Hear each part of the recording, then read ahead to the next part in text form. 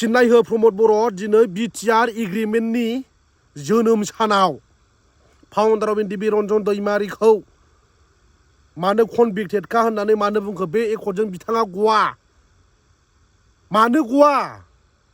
गवा फिननाय हो प्रमद बर' दिनै 5 बोसोर जाबाय दिनै 27 जानुवारि BTR एग्रिमेन्टनि जोनोम सान नाथाय बे जोनोम सानाव प्रमद बर'आ मा बुंदों रायजो राजाफोर फाउन्डार अफ एनडिबि रनजन दैमारिया बे एकर्डजों गवा मानोना रनजन दैमारिया अलरेडि कनभिक्टेडखा बेनिखायनो गवा बा हाया मानोथो बख'गोन स्ट्रंलि खामानि मावगासिनो दंना मानोथो बुंबोबाय थायामोन MP बिसायख'थि जोबखांनाय लोगो लोगो फाउन्डार अफ एनडिबि रनजन दैमारिखौ जामिनाव बख'गोन होननानै प्रमद बर'आ बुंदोंमोन बेबो गासिबो थगायजोबनाय एभ्रिथिं इज फेक प्रमद बर'आ रायजो राजाफोर दिनैसो बुंबाय BTR एग्रिमेन्टनि जोनोम सान फालिनायाव प्रमद बर'आ दिनै बुंदों फाउन्डार अफ एनडिबि रनजन दैमारिया अलरेडि कनभिक्टेड जाखानाय स' बे एकर्डजों गवा होननानै प्रमद बर'आ गावनि खुगाजोंनो दिनै प्रमद बर'आ बुंबाय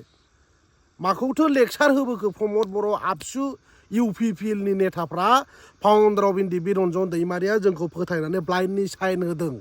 जोंखौ फोथायनानै बे एग्रिमेन्टआव साइन होदों होनना बुंदोंमोन उइदिन 6 मान्थ एनडिबिनि समस्या समाधान जागोन होननानै UPPL आरो आबसुनि लिडारफ्रा नेताफ्रा बुंदोंमोन दिनै 5 बोसोर जाबाय दिनै कमप्लिट जाबाय दिनैसो प्रमद बर'आ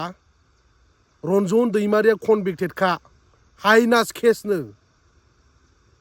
प्रमद बर'आ दिनै बिदि बुंबाय रायजो दिस इज भेरि आनफर्चुनेट दुखुनांथाव प्रमद बर'आ MP बिसायख'थि जोबखांनायनि उनावनो फाउन्डार अफ एनडिबि रनजन दैमारिखौ जेलनिफ्राय उदां खालामगोन होनना बुंदोंमोन दिनै बोरो 5 बोसोर जाबाय कमप्लिट जाबाय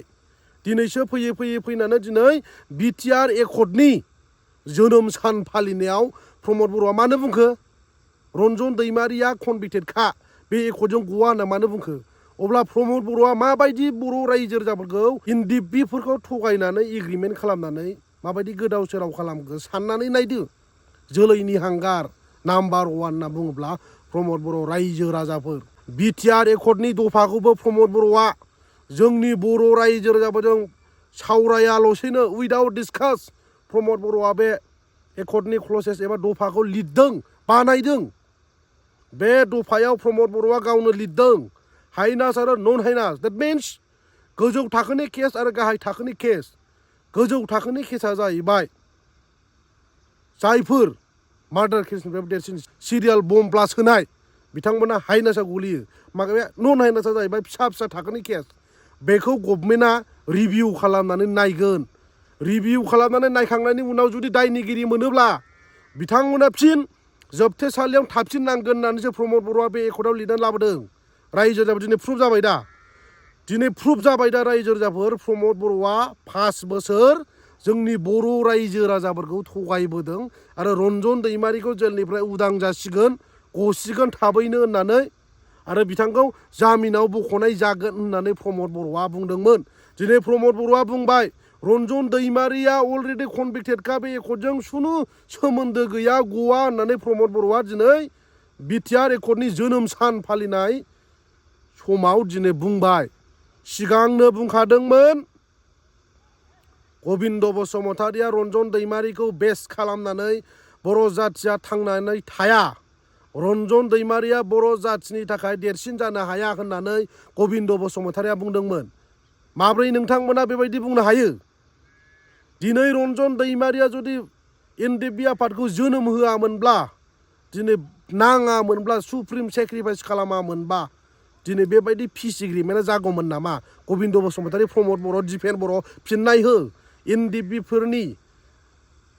मेंनाय गैयाजासे गावनि बेसेन गोसा जिउखौ सुप्रिम सेक्रिफाइस खालामना हाग्रा बंग्रा थानानै आलादा रायजो सेपारेट सोरजिनांगौनि थाखाय बावसोमनानै बिथांमोना आन्दालन नांबोदोंमोन सोरबा थैलांबाय सोरबा बासायबाय नाथाय नोंथांमोना बेबायदि मोजां अपरचुनिटि मोननाय टाइमावबो मानो गाज्रिनि थाखाय साडेनलि एकर्ड खालामनानै बर' जाथिनि जि होप्स एन्ड एसपिरेसन बेखौ मानो टटेलि मानो डेस्ट्रय खालामखो आरो दिनै फैयै बुंबाय प्रमद बर'आ रनजन दैमारिया कनभिक्टेडखा BTR एग्रिमेन्टजों गवा अब्ला मा जाखो बियो दिस इज व्हाट काइन्ड अफ एकर्ड माबायदि टाइपनि एकर्ड जाखो बियो प्रमद बर' बिफोर BTR एग्रीमेंट जायनि सिगां नोंथांमोना मोनथिखायो कनभिक्टेडखा मानसिया गवा अके कनभिक्टेडखा मानसिखौ बोरै दिल्लीयाव जेब्ला पिस एग्रीमेंट खालामनो नागिरो दिस टाइम बे समाव रनजन दैमारिखौ जेलनिफ्राय मानो लाङा बेलाव मानो लाङा कनभिक्टेडखा मानसिखौ मानो साइनिं होनो मानो लाङा बिनि फिननायखौ हो प्रमद बर' हा दिनै फैयै फैनानै रनजन दैमारि गवासो होनना बुंबाय प्रमद बर'आ हा कनभिक्टेडखा होनना बुंबाय खम आसुरित दुखुनांथाव रायजो राजाफोर प्रमद बर'आ हाग्रामा महिलारि बिथांनि गादिखौ सेख'नो थाखायल' आन्दालन खालामदोंमोन बे प्रुफ जाबाय ओंखायनो जोंनि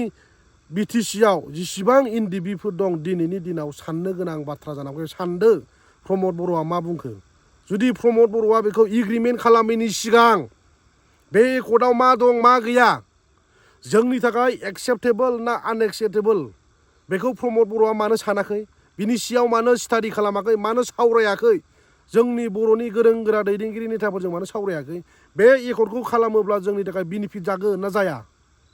मानो सावरायाखै मानो अस्थादगिरि बायदि साडेनलि एग्रिमेन्ट खालामनानै from today we don't want Bodoland separate state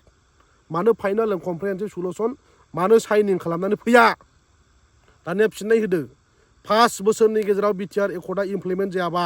Akhare implement जायाबा प्रमद बर'आ सुसाइड खालामनानै थैगोन होनना बुंदोंमोन आरो आबसुनि प्रेसिडेन्ट दिपेन बर'आ बुंदोंमोन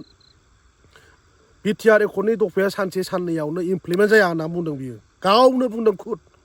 दिनै फिननाय हो दिपेन बर' 5 बोसोर जाबाय मानो इमप्लिमेन्टेसन जायाखै नोंथाङाथ' बुंदोंमोन आंखौथ' बारे केस होदों बिसोरो हा मोनसे टाइम बाउन्ड थायो होननानै बिथांमोना बुंदोंमोन मानो दिनै इमप्लिमेन्टेसन खालामनो हायाखै बबे दफाया इमप्लिमेन्टेसन जाखो रायजो राजाफोरनो जिरक्स पेपाराव लिरनानै जिरक्स खालामनानै राननानै हो डिस्ट्रिबिउसन खालाम रायजो राजाफोरखौ बेबायदि थगायनो नाङा रायजो राजाफोर ओंखायनो नोंथांमोना फैबाय थानाय 2025आव UPPL आबसुखौ बिदाय होनांगौ